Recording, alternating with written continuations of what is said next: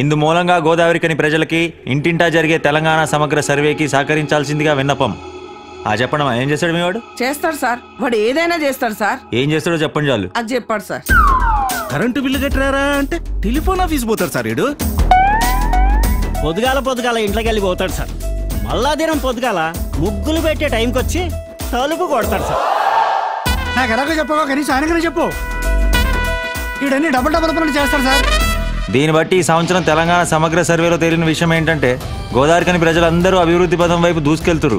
ప్రపంచంతో పని లేకుండా ఖాళీగా ఆగిపోయింది మాత్రం నలుగురే, వాళ్ళే స్ట్రైకర్స్ టీం. అరే మనందరం ఒకసారి ఆత్మ పరిశీలన చేసుకోవాలరా. ఉగాది పచ్చడి చేసుకోవాలని చెప్పింది.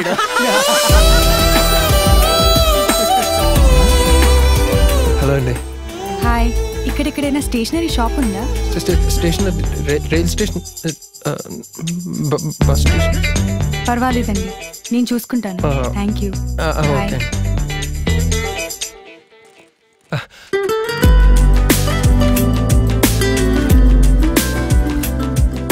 ఏంద్రీడు అమ్మాయి రాగానే చంపాడు. ఆత్మ పరిశీలన. ఒక అమ్మాయి వల్ల జీవితాలు మారిపోతాయని ఎవరు రాసిండో గానీ తీసి మారగాడ్రా. అరే మనం మాత్రం లైఫ్ లాంగ్ ఇట్లానే ఉన్నారా? అంతేరామా. పిట్ట కూడా మిన్నా.